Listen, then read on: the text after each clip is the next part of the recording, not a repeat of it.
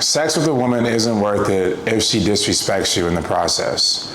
I reached a period in my life where now I spend more time turning down women if I feel as if they don't respect me. I had a recent situation where I met a girl at the bar, and already my first problem was that I met her at a bar. But nonetheless, I was at a frequent bar that I go to, and she actually approached me. We hit it off. She was there with one of her friends. At the time, another guy approached her friend, so they're there in conversation.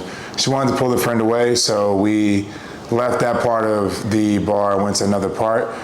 She was actually visiting herself, and so she asked me, where are some interesting places around that we could go next? And so I recommended another venue. So she's like, yeah, let's go.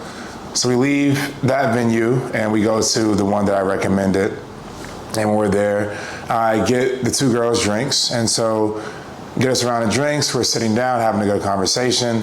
Now, the two girls, they're beginning to make amends for some type of beef they had.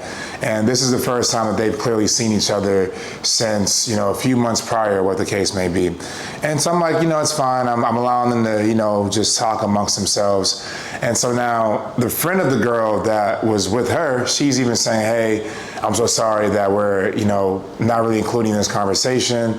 And so once the girl that I was initially speaking to, she left to go to the restroom, her friend's explaining, is like, hey, this is the first time we've seen each other in a very long time, and so we're kind of just hashing out a beef.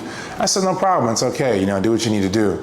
Now, I said, all right to myself, okay, I'm gonna give them about 10 minutes to kind of hash it out. After that, if I'm still not involved, there's just no really any point in me being here. And so 10 minutes go by, they're still having this conversation.